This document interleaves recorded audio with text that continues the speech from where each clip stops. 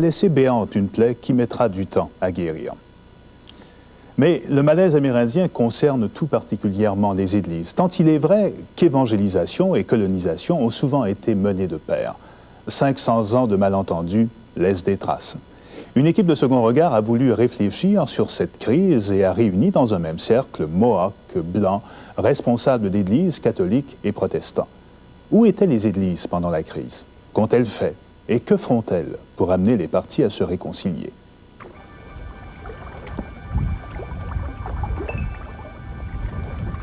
Voici la forêt de la commune qui s'étend sur 6 km² et qui fut au cœur de la crise amérindienne de l'été dernier. Une forêt qui, sans le travail de l'homme, n'aurait jamais existé. Au siècle dernier, en effet, des dunes de sable, lors des grands vents et des fortes pluies de l'automne et du printemps, menacent d'envahir le village d'Oka, situé à quelques 60 km à l'ouest de Montréal. Les Sulpiciens, aidés des Amérindiens, décident alors de planter des pins et des sapins pour freiner cet envahissement. Ainsi est née cette forêt, désormais célèbre. Je suis née au village. Mon père était chef, mon arrière-grand-père, mon grand-père grand chef. Et par cette crise que je n'ai pas couvert, comme certains me le demandaient, certains policiers, mais bien, j'ai vécu cette crise et c'était plus dur que de la couvrir. Je croyais certaines cicatrices de mon enfance bien refermées et les maudites sauvagesses de mes années d'école me sont montées à la gorge. J'ai découvert des êtres qui étaient mes concitoyens et mes frères et mes sœurs et je ne les ai pas reconnus. Je me suis demandé en quoi j'avais tellement changé et je n'ai pas pu me répondre, il n'y a qu'eux qui pourraient me le dire. Sauf que j'ai eu l'impression qu'on basculait et qu'on allait vers un climat qui me semblait hors de proportion. Ceux qui pensent qu'ils s'en sont sortis victorieux, je crois comme Mme Cree a dit, ils n'ont rien compris à l'histoire parce qu'on a été perdants dans l'histoire. Puis, je me sens très mal de venir discuter d'une situation émotive comme celle-là parce que chaque fois qu'on en parle, la plaie se rouvre, puis c'est douloureux. On dirait que maintenant, c'est encore plus douloureux parce qu'on peut voir plus profondément et moins agressivement la situation qu'on a vécue. On l'a vécu très agressivement puis très amèrement. Puis, je trouve ça très difficile, puis... je crois pas... Le support qu'on aurait dû avoir dans une crise comme ça, bon, on ne l'a pas eu. L'histoire du village d'Oka et du territoire de Kanesatake remonte à celle de la seigneurie du lac des Deux-Montagnes qui fut concédée aux Sulpiciens par le roi de France Louis XV en 1717. Par les actes de concession, les Sulpiciens deviennent les véritables propriétaires de la seigneurie. En retour, ils s'engagent à construire une église et un fort et à favoriser l'évangélisation des Amérindiens en les éloignant de la ville et de ses dangers, entre autres, de l'alcoolisme. On ne reconnaît aux Amérindiens aucun droit de propriété. Les Sulpiciens s'engagent toutefois à mettre à leur disposition des terres pour qu'ils en fassent la culture. Pour les garder, les Amérindiens doivent y défricher le sol et s'y construire une maison. Ils peuvent utiliser le bois, mais ne peuvent en faire le commerce. J'ai été un des négociateurs pour la Confédération iroquoise. Je suis membre de ce qu'on appelle le Longhouse. Et puis, je pratique la religion traditionnelle iroquoise. Je me sens pas tellement confortable non plus d'être assis ici, mais je pense que c'est nécessaire de le faire. Je suis voisin avec M. Mongeon. Je ne suis pas tellement bien placé pour comprendre complètement ce qu'il a vécu cet été. Je comprends un peu. J'espère qu'on ne s'est pas connu avant ce soir, mais j'espère qu'on va pouvoir se connaître un peu mieux après ça. Et puis, j'espère qu'on va pouvoir continuer à discuter. Moi, je suis un minoritaire depuis mon enfance. Je suis issu d'un milieu français dans le nord de l'Alberta. Mon grand-père était médecin de brousse, s'occupait des régions du Nord où il vivait beaucoup de pieds noirs, beaucoup de métis. J'ai connu un peu les Amérindiens enfants. C'est peut-être qu'au travers de mon existence, j'ai développé une certaine sensibilité pour les gens qui se trouvent toujours moins nombreux, moins forts, plus pauvres.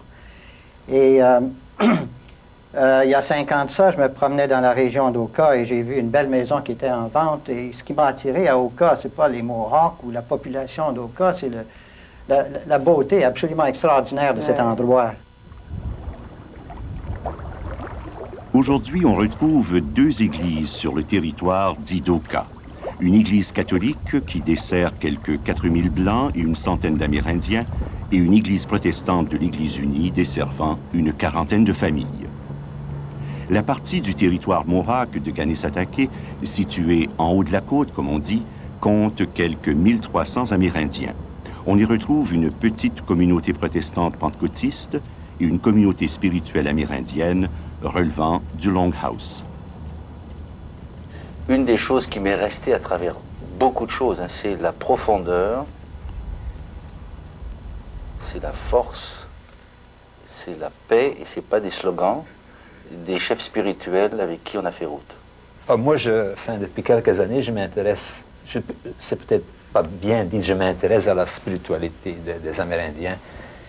C'est pas juste ça. Suite à un rêve qu'un homme spirituel crie a eu en Alberta, j'ai commencé une initiation dans la spiritualité. Alors j'ai fait le Vision Quest 4 étés de suite, c'est le jeûne traditionnel, avec d'autres personnes. Et on a vécu un peu la mission à l'envers. Mes collègues et confrères sont partis aller convertir les Indiens. Et nous autres, on est allés pour apprendre, mais de façon expérientielle, dans la mesure du possible. Et je dois dire, c'est un cheminement qui est loin d'être terminé. Et je ne suis qu'au point de départ, au fond, d'avoir comme un regard de l'intérieur. Mais je trouve que c'est extrêmement important pour moi, qui est dans le domaine religieux et théologique, d'être capable de pas seulement regarder une culture ou une expérience religieuse de l'extérieur ou objectivement, mais essayer de la vivre un peu avec les gens qui ont cet héritage. Dans l'état actuel des choses, curé de quelques milliers de Blancs et d'une centaine d'Indiens catholiques. Et appelé à vivre la solidarité avec tous ces gens-là dans la mesure du possible, à un moment où les gens se sentaient écrasés par la situation, avec beaucoup d'agressivité que j'ai perçue. Et enfin, il s'agissait pour moi d'essayer de les aider à se situer comme communauté chrétienne là-dedans, quelle que puisse être leur position personnelle. Qu'est-ce qu'une communauté chrétienne doit essayer de vivre dans une situation comme celle-là?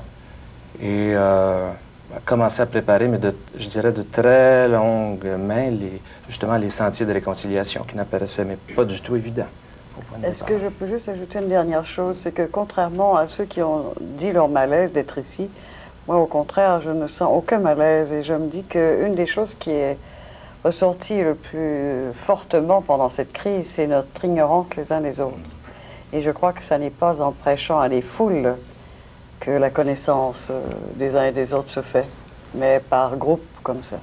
Et si 6 personnes ou 7 autour d'une table peuvent dialoguer sans avoir envie de se lancer des bêtises à la figure, les gens qui ne sont pas élevés comme ça, je crois que c'est très, très sain, essentiel, et à ce titre, je vous remercie, en mon nom et sans doute au nom de tous vous autres, de nous avoir permis cet exercice.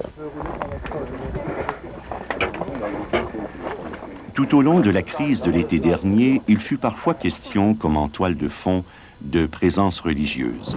C'est pour réfléchir sur cette présence discrète et souvent timide, peu couverte par l'information, que nous avons réuni cette table ronde. Pierre Goldberger, vous êtes pasteur de l'Église unie, vous avez travaillé sur le terrain. Qu'est-ce que vous avez essayé de faire durant cette crise? D'abord, ça a été d'assurer une présence et un accompagnement sur le terrain. Et ça a été aussi bien à Kanesatake que Ganawake et aussi à Chateauguay, où on avait une paroisse. Mais moi, c'était surtout Kanesatake.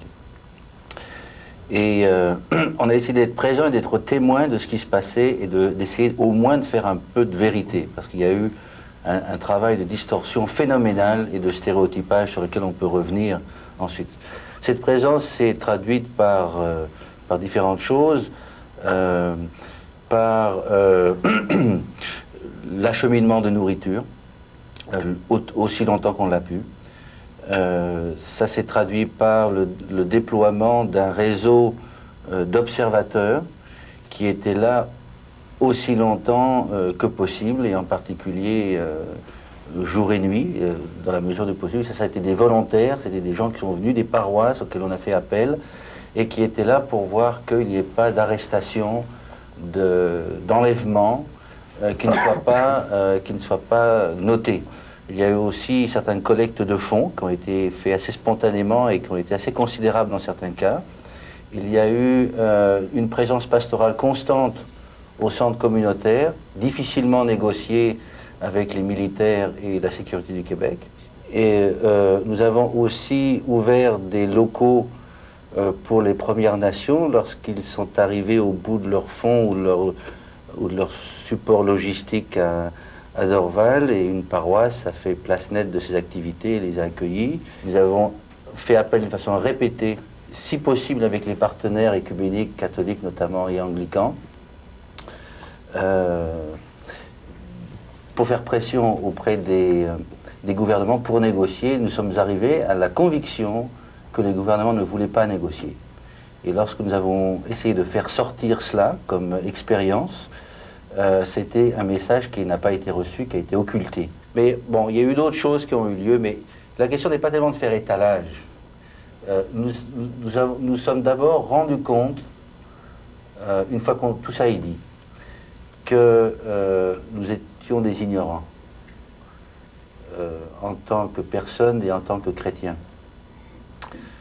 Dans la mesure où notre propre spiritualité, notre propre formation théologique fait comme si ce continent et ce pays n'avaient aucune histoire spirituelle, religieuse et tradition réelle précédant l'arrivée des Blancs il y a 500 ans. Si vous me demandiez qu'est-ce que vous attendiez des églises, à la limite, je répondrais « je n'en ai rien attendu ». J'attendais des gens, des églises, ce que j'attends des êtres humains, de la compassion, de la compréhension. Sauf qu'à un moment donné, quand la soupe a été chaude, quand on a eu l'impression qu'à peu près tout le monde nous abandonnait, et je fais référence en particulier à l'incident, à un incident qui est rattaché au camp de la paix, qui a été installé près de chez moi, près du calvaire d'Oka.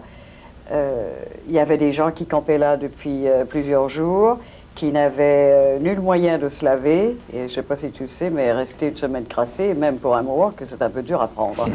Alors, pas moyen de se ravitailler, parce qu'ils étaient venus sans beaucoup de fric. Alors, qu'est-ce que j'ai fait? J'ai pris le téléphone et j'ai pensé à des hommes religieux, j'ai pensé aux trappistes.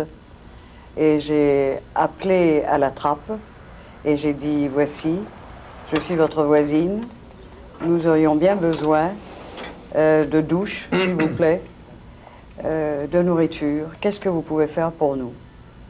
Et on a, sans nous poser de questions, sans me poser de questions quoi que ce soit, dit oui.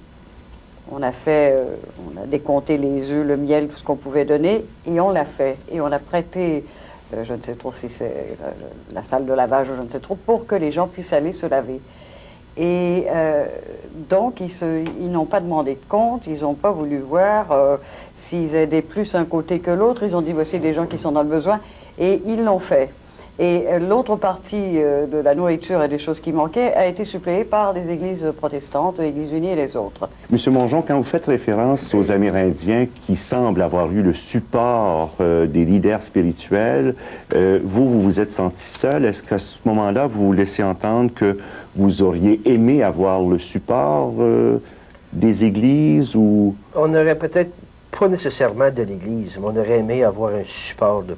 Peu importe. Quand on est dans la détresse, peu importe le support d'où il vient, c'est toujours réconfortant de sentir qu'il y a quelqu'un qui peut être à côté de toi et t'appuyer.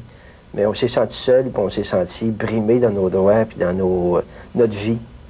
quand vous montez une entreprise après de nombreuses d'années, puis du jour au lendemain, on vous ruine presque entier, c'est difficile à ce moment-là de penser religion ou de penser spiritualité. On pense plutôt bien à qu'est-ce qui nous arrive, puis à un moment donné, ben, on s'enrobe sur notre sort, puis on devient comme une loque humaine. Puisque depuis ce jour-là, on se sent des loques humaines, puis on se sent abandonné au point de vue gouvernemental, au point de vue fédéral, provincial. Peut-être vrai que l'Église pourrait nous dire, ben, on était ouverts, vous aviez qu'à venir, mais peut-être qu'on n'avait pas le courage d'aller les voir. On se sentait tellement seul qu'à un moment donné, tu te sens tellement seul que tu te dis, ben, il me semble qu'il n'y a pas personne qui peut t'aider. Mais vous avez bien dit que vous étiez à Oka depuis 3 ans maintenant. Oui. Moi, j'y suis né. Mon père y était, mon grand-père aussi. J'avais de nombreux amis parmi les Indiens. J'avais des employés qui travaillaient pour moi qui étaient Indiens. Puis, il y a Ils sont revenus demander pour des emplois. Moral. Ils n'ont pas compati avec vous. Ils n'ont pas essayé de... Il y a M. Raymond, je crois, qui n'est pas ton cousin, Alain, qui avait dit nous verrons à voir qui est-ce qui a fait ça et qui se sentait lui-même... très... Jamie Gabriel. Oui. Un très chic type. Un très bon ami. Puis sincère. Mais c'en est un. Mais j'ai connu Alain ce soir, puis il me semble être un type d'une très grande valeur. Mais je ne l'ai pas connu avant, c'est dommage. Puis, mais les autres, je ne sais pas. Je connais les modérés, je ne connais pas les radicaux. C'est peut-être dommage qu'on se soit connu par un ajout à terrain de golf. J'ai vécu la crise amèrement, puis spirituellement, moralement, physiquement, puis monétairement aussi. Puis toutes ces plaies-là ne sont pas cicatrisées, sont encore ouvertes. Puis on s'est senti abandonné par tout le monde.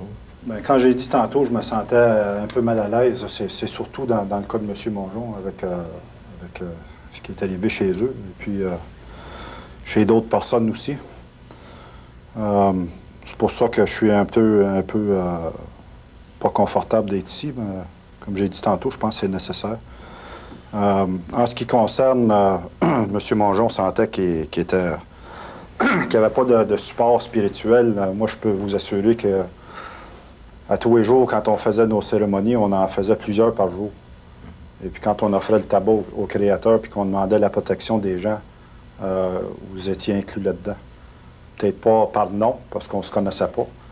Mais on demandait au Créateur de protéger tout le monde qui était derrière les barricades dans le temps, et puis tout le monde aux alentours. Puis on demandait qu'il protège tout le monde. En ce moment-là, nous autres, on avait su qu'il y avait un mort, 2 morts, le policier puis le monsieur Armstrong à Châteauguay. Mais je peux vous dire quand on a fait nos prières, on incluait tout le monde là-dedans. Et puis, ça n'a pas empêché tout ce que vous avez vécu, point de vue financier, votre entreprise, puis tout ça. Mais je peux vous dire qu'on a tout fait notre possible à ce niveau-là pour s'assurer que personne d'autre se faisait blesser ou tuer. C'est peut-être pas grand-chose dans le moment, mais c'est tout ce qu'on avait à offrir d'ici, dans le moment. Au moment où c'est arrivé, on est revenu chez nous, on a vu le saccagage, on aurait aimé mourir. On aimerait oublier.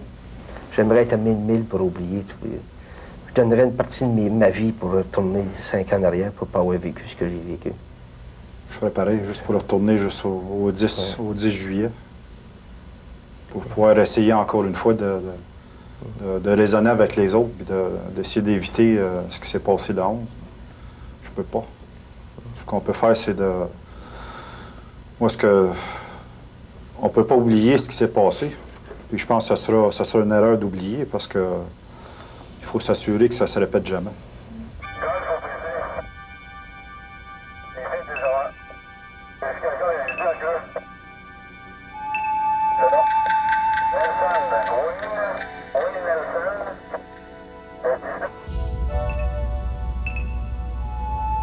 En 1890, mon grand-père était grand chef, Timothée Hariron. Les messieurs de Saint-Sulpice, avec le gouvernement, se sont dit qu'il serait bon de les envoyer en Ontario. Parce qu'il y a toujours eu les traditionalistes et ceux qui ont toujours cru qu'ils étaient une nation, le croient encore aujourd'hui, à preuve les barricades et le 11 juillet, Donc, le gouvernement et les messieurs se sont dit peut-être qu'ils seraient plus heureux en Ontario, et nous donc. Et on a proposé la chose à mon grand-père, qui a consulté les siens, les autres chefs, et qui a répondu nous sommes chez nous, c'est notre terre, c'est notre sol, on nous en fera partir par la force seulement. Ça, c'était en 1890. En 1990, qu'est-ce qui arrive? Moi, je dis toujours que j'ai grandi à Oka, et quand on nous parle des beaux jours de mon enfant, je ne me souviens que de deux choses. Au mieux, la mésentente cordiale, au pire, l'indifférence. Que le terrain, même que ceux acquis de Maurice et Jean-Michel Rousseau, devra demeurer dans leurs états actuels. Moi, j'aimerais faire un changement, que le fédéral achète le terrain, mais le terrain demeure la propriété de la municipalité d'Oka, qu'on puisse éloigner les Indiens au plus loin possible pour qu'on ait de la paix pour tout le monde.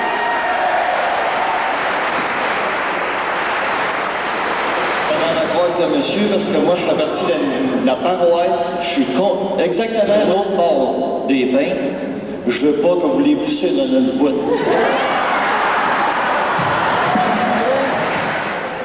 Comment vous vivez ça, Monsieur le curé d'Oka, toute cette crise et tout ce qui entoure cette crise-là?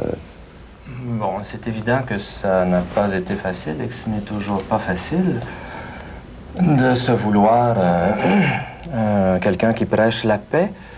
Dans le climat de tension qui existait au moment où je suis entré à Oka, à peu près 3 semaines après le début de la crise, avec des gens qui, un peu comme le disait M. Mongeon, se sentaient abandonnés. Des deux côtés, chacun avec leur point de vue, mais se sentaient abandonnés. Et ce que j'ai essayé de faire personnellement, c'est d'abord de leur montrer qu'ils ne l'étaient pas abandonnés, et en même temps les inviter, comme communauté chrétienne, à se demander qu'est-ce qu'on a à faire. On n'a peut-être pas envie de se réconcilier, de sauter au cou tout de suite. Non, c'est mais sûr. Est-ce qu'on peut entretenir de la haine? Est-ce qu'on peut... la réponse est non, évidemment, en leur suggérant des choses à faire pour garder du dynamisme, pour garder de l'espérance, en manifestant aussi le courant de prière qui a existé, parce qu'à la paroisse, nous avons reçu un tas de témoignages de solidarité, de promesses de prière. Et les messages comportaient habituellement aussi, je dirais, la contrepartie d'exigence du message évangélique. On prie pour vous, pour que vous soyez un milieu de paix, un milieu où on apprend le pardon, etc. Il n'était pas possible de rester neutre. Il n'était même pas possible dans les faits, mais pas souhaitable pour moi, je pense, sur le plan chrétien. Parce que précisément, travailler pour la paix, ça voulait au moins essayer de faire un morceau de vérité, un morceau de justice. Et c'est sûr qu'il y a eu des victimes individuelles des deux côtés. Ça, c'est absolument certain. Mais à Châteauguay, on a accompagné nos gens. Sauf qu'on l'a accompagné en disant, on est parmi vous, mais voilà les histoires dont on a été témoin de l'autre côté. Et très souvent, ils n'ont pas voulu nous croire. Ils n'ont pas voulu croire qu'il y avait des enfants de 11 et 12 et 13 ans à qui on avait pointé des revolvers et des fusils sur les tempes. Ils n'ont pas voulu croire qu'il y avait des grands-mères qui font de la catéchèse chez nous, qui en rentrant, en traversant un barrage, on leur vidait les médicaments pour le cœur ou pour d'autres choses sur le plancher de leur voiture. Ils n'ont pas voulu croire que certains policiers ont fouillé des femmes âgées avec des gants chirurgicaux et qui étaient amérindiennes, avec des institutions. Ils n'ont pas voulu croire. Ça, c'était notre paroisse blanche chrétienne comme nous. Et les accompagner, ça voulait dire on a baptisé vos enfants, on va vous marier, certains d'entre vous vont vous enterrer. Ça ne veut pas dire qu'on vous lâche, mais il y a d'une façon globale, il y a une espèce de crime qui est en train de se commettre. Je dis une espèce de crime parce que il s'est trouvé qu'il n'y avait pas deux côtés égaux. Il y avait des souffrances des deux côtés. Il n'y avait pas deux côtés égaux. Il y avait d'un côté une poignée de personnes, avec des bons et des mauvais dedans, mais une poignée de personnes devant laquelle il y avait tout l'appareil de l'État et le poids de l'image médiatique qui avait été créée dès le début, où quand l'assistant ministre, M. Swain, quelques jours après le 11 juillet, ose déclarer qu'on a affaire à des criminels et à des terroristes, c'était parti, c'était donné le ton pour tout l'été. Et au fond, quand on refait l'histoire du pays, on s'est aperçu que ça, et eux ils le savent, nous on ne sait pas, on est des ignorants, on est des innocents. on s'est aperçu que ça dure depuis 500 ans sur le continent nord-américain. Et donc, il n'y a pas deux côtés. Faire la paix, ça ne peut pas vouloir dire mettre tout le monde sur le piédestal, parce que, encore maintenant, il y a des vraies souffrances. M. Mongeau en est un. Il y a un peuple entier à Ganawake et à Kanesatake dont les enfants ont encore des cauchemars, puis qu'on en auront pour des générations à avoir des cauchemars. Et qui ne pourront pas déménager parce qu'ils ne pourront pas sortir de leur peau, ils ne pourront pas sortir de leur identité amérindienne. Et l'injustice, elle est tellement grande et tellement profonde qu'eux, ils devront vivre avec. Et il n'y a pas deux poids, deux mesures. Moi, je peux rentrer chez moi et je peux changer. Eux, ils ne peuvent pas. Bien, moi, il y a quelques petits mots qui ont été dits qui... j'aimerais revenir dessus quelques moments. Premièrement, M. Mongeon, je comprends très bien sa souffrance, mais il a mentionné les mots, la crise que personne n'a voulu. Ce n'est pas le sujet de discussion en ce moment ici, mais j'aimerais qu'on y revienne un peu. En ce qui concerne la présence religieuse, les effectifs religieux sont très minces et on s'attend toujours d'avoir beaucoup de services du côté religieux, mais c'est impossible. Je pense qu'on ne peut pas se multiplier. Le curé de Mers ne peut pas se multiplier, M. Goldberger non plus. Mais il y a quand même eu quelques incidents dans toute cette crise-là que j'aimerais relever. C'est cette fameuse signature du 12 août, je crois. Sur la commune. Bon, c'était dans la commune, c'était près du terrain de la Crosse, c'était par une belle journée ensoleillée, c'était superbe, les pins étaient beaux. Et c'était une réunion Mohawk. Bon, il y a quelques non-Mohawks qui y étaient, on ne nous interdisait pas d'y aller.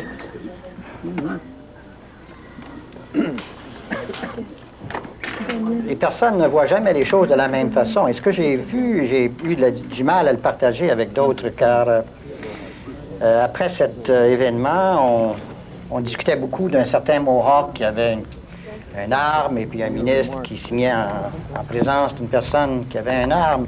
Moi, j'ai vu autre chose. Moi, j'ai vu une réunion où des familles étaient réunies, où beaucoup d'enfants jouaient autour de moi. J'ai vu des pères, des mères qui s'occupaient des enfants.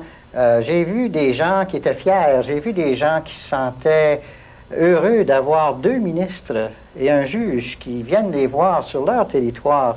Et aussi, quand avant que les gens aient signé, ça a pris pas mal de temps, parce que les Mohawks, et moi, je ne connais pas tellement les habitudes religieuses des Mohawks, mais j'en ai découvert un peu cette fois-là, c'est qu'ils ont donné priorité à une espèce d'identification à ce à quoi ils croyaient, ce pourquoi ils étaient là. Et oui, toi, tu peux en parler. C'était toute une espèce d'appel au cosmos et le rôle de la nature. Et ça a duré assez longtemps. Et moi, j'ai vu ce geste-là que j'ai trouvé très édifiant. J'ai trouvé que ça a donné une noblesse à la réunion. Et c'est ça que j'ai vu, surtout. Et quand il y a eu des reportages sur ce qui s'était passé, ça m'a déçu un peu qu'on n'ait pas relevé cet aspect-là de la réunion, l'aspect spirituel, le religieux de la réunion et l'aspect familial. Pour essayer de comprendre un peu mieux la philosophie autochtone, bien, surtout Mohawk, là, dans ce cas-ci. C'est que... Traditionnaliste, oui. Nous, on comprend notre rôle dans ce qu'on appelle le cercle de la vie. On fait partie de ça. Et puis, une des choses fondamentales là-dedans, c'est le respect. Le respect pour la nature, puis le respect pour tout dans la création. Parce qu'on comprend que c'est le Créateur qui a tout fait. Il a fait la terre, il a tout fait les animaux, les poissons, les arbres, il a tout fait. Il a fait l'homme aussi. Et puis, fait que nous, on comprend notre rôle, et c'est pour ça que on comprend aussi notre relation avec la terre, parce que nous, on considère la terre comme étant notre mère, puisqu'elle nous donne tout ce qu'il nous faut pour vivre, les médicaments, notre nourriture, l'abri, elle nous donne tout. Et puis, on comprend aussi que toutes ces choses-là sont pas des ressources à être exploitées. C'est là pour une raison, puis on doit s'en servir d'une façon respectueuse. Et puis, à travers de nos cérémonies qu'on fait à tous les jours, on remercie, premièrement, le Créateur, et puis notre mère pour tout ce qu'elle nous fournit. Et puis on comprend également que présentement la terre est pas en bon état. Elle a été trop exploitée. Les eaux, l'air, la terre, tout est pollué. Elle est rendue à un point qu'elle est en train de mourir. Puis on comprend également qu'elle nous aime encore. Elle aime encore ses enfants parce qu'elle continue à tout nous donner ce qu'il nous faut. Fait qu'on doit remercier à tous les jours pour tout ce qu'elle nous donne. C'est un monde auquel nous avons difficilement accès parce que c'est d'abord une réalité intérieure. La religion amérindienne, ce n'est pas une religion institutionnalisée comme le christianisme, c'est une réalité intérieure qui se vit d'abord au niveau des clans, des tribus, des grandes familles. Mais c'est quand même une expérience millénaire que nous avons pratiquement ignorée jusqu'à présent.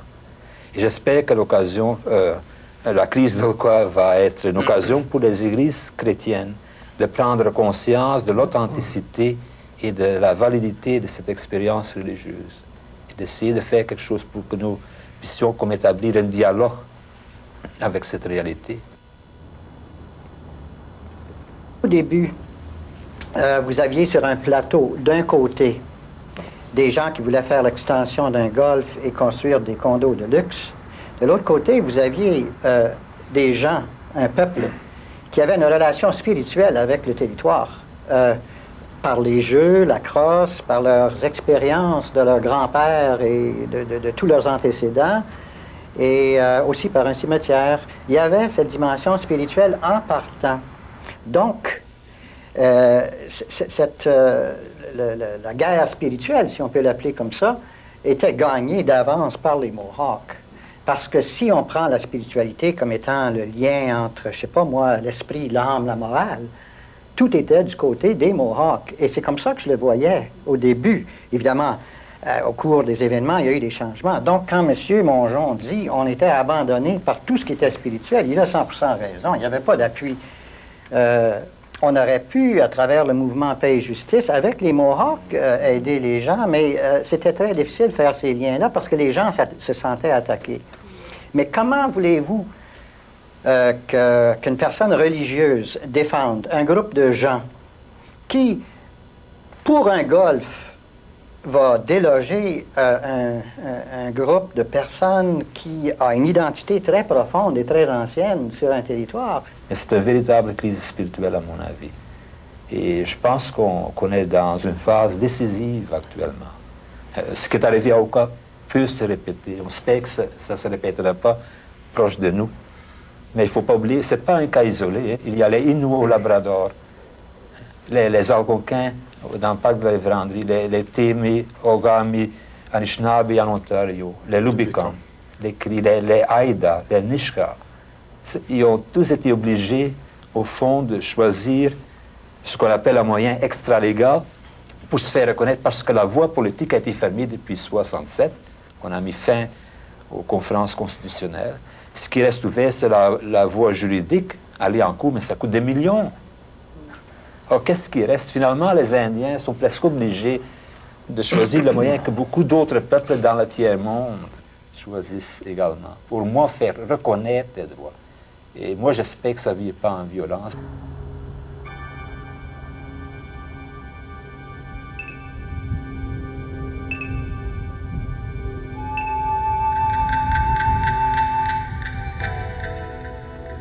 À partir de maintenant, vivre ensemble ou se réconcilier, qu'est-ce que ça peut vouloir dire? Mais c'est un problème complexe, puis je pense que ça se fera très lentement. Du côté des non-Mohawks, il va y avoir du pardon, mais ça va être un pardon bicéphale. Ça va être un pardon rationnel. Ça va être un pardon rationnel dans ce sens que pour atteindre des objectifs économiques ou sociaux ou organisationnels, il va falloir travailler intimement entre nous. Et ça va être ce genre de pardon-là qu'on va connaître. Mais quand vous avez le pardon du cœur, quand on pardonne avec le cœur, ça veut dire qu'on rencontre quelqu'un puis on se sent complètement à l'aise avec cette personne-là. Il n'y a aucune arrière-pensée. Ce genre de pardon-là va venir très difficilement. Parce que la division qui s'est faite dans les points de vue chez les non-autochtones est une division fondamentale. Et puis je parlais de spiritualité, là, cette espèce de lien entre l'âme, la morale et l'esprit. Et ça va au fond de l'être humain. Et moi, par exemple, une personne qui m'aurait dit, par exemple, ben, il faudrait peut-être les napalmer, ça réglerait le problème bien vite, ou des trucs comme ça, j'aurais du mal, vraiment du mal, à accepter de me réconcilier avec ces gens-là et de les pardonner.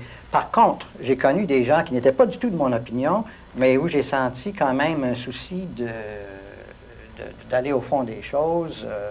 Là, il y aurait peut-être une possibilité. Mais ça va être long et difficile. Monsieur Demers.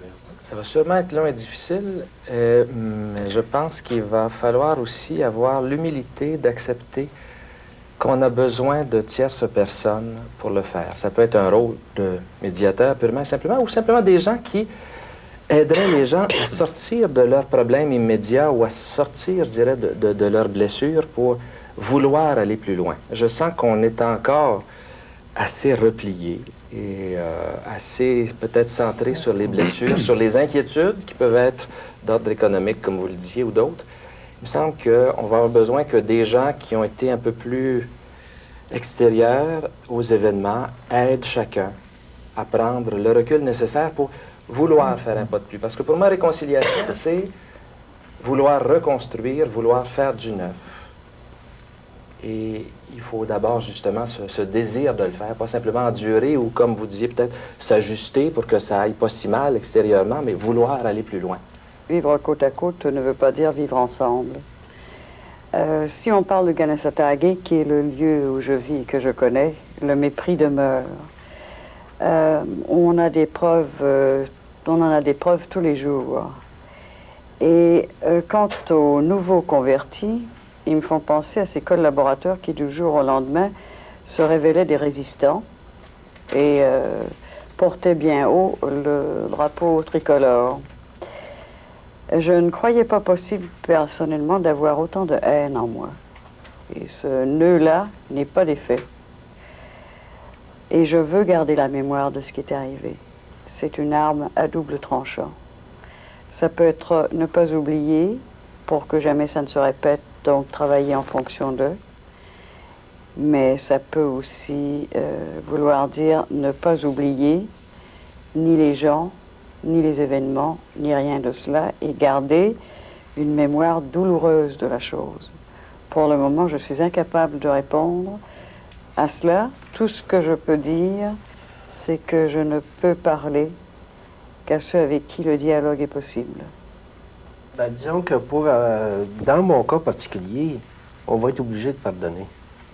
Parce que moi, ma vie, c'est la médecine.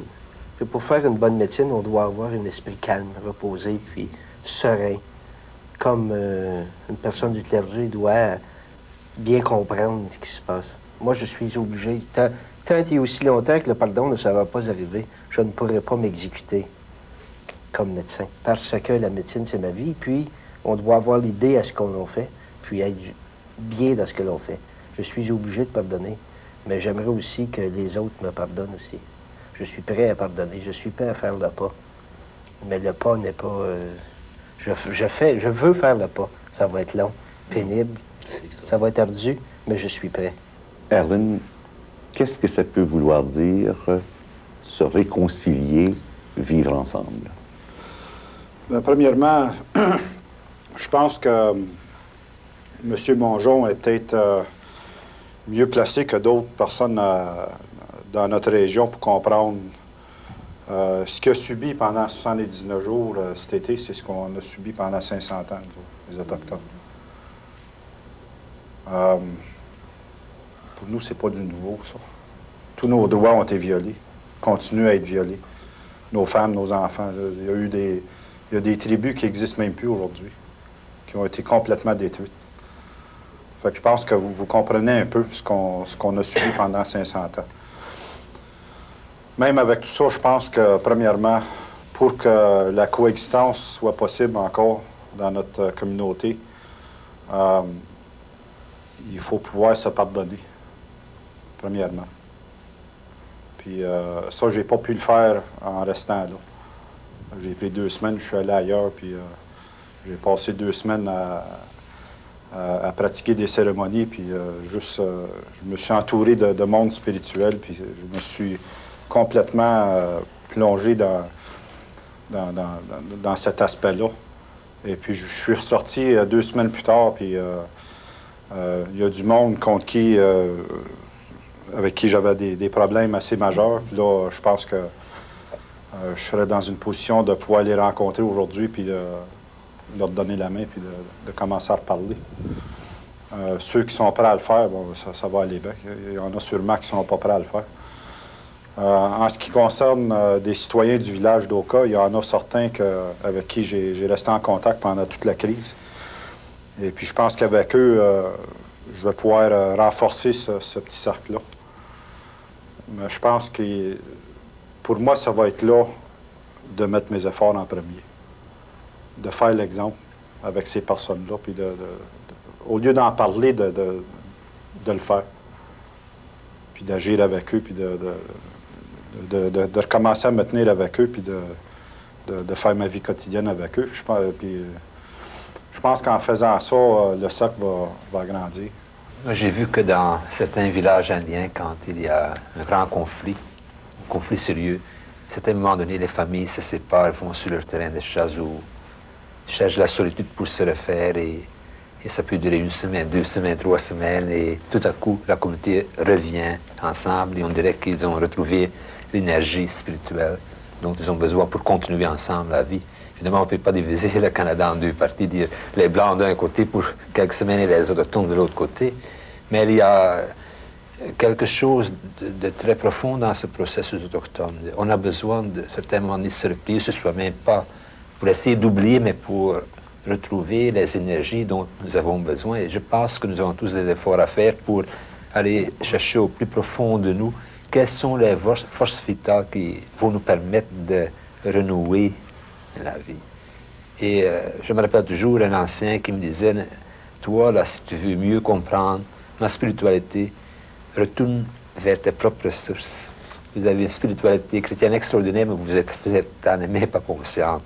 Rien ne nous sera donné, et on en a déjà des signes avec ce qu'on appelle supposément l'après-crise, et si on regarde comment les gouvernements en place fonctionnent. Donc je crois sincèrement que les Mohawks devront compter sur eux-mêmes d'abord et avant tout. Et je vais paraphraser Gilles, que j'aime bien, qui disait « Le monde ne sera sauvé, s'il peut l'être, que par des insoumis ». Ben, je dirais que notre peuple ne sera sauvé, s'il peut l'être, que par des insoumis. Moi, j'ai peur de 2 choses. D'un côté, qu'on va tomber comme dans une sorte d'indifférence. La question amérindienne, c'est une question, il y a beaucoup d'autres questions à régler, ou des préoccupations. Mais ça va probablement rester avec nous. L'autre danger, dont j'ai peur, c'est qu'on va essayer d'effacer trop facilement les différences. Ça, c'est encore plus tragique.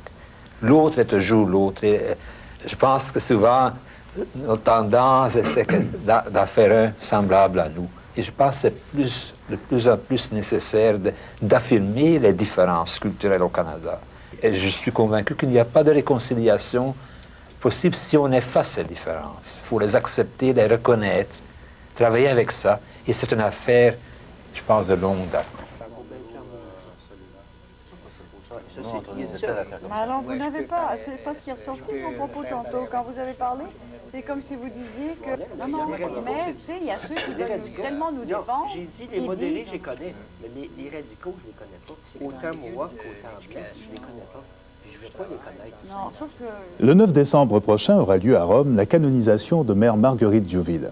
La cérémonie, présidée par Jean-Paul II, sera d'ailleurs diffusée ce matin-là sur nos ondes. La semaine prochaine, à Second Regard, nous montrerons, dans un court portrait, comment Mère Diouville fut à son époque à l'écoute de la misère humaine et comment aujourd'hui encore, les Sœurs Grises, unies par le charisme de leur fondatrice, répondent aux mêmes appels. Nous vous présenterons également notre chronique mensuelle « Laissez-nous vous dire ». Ici Normand Séguin, bonne semaine à tous.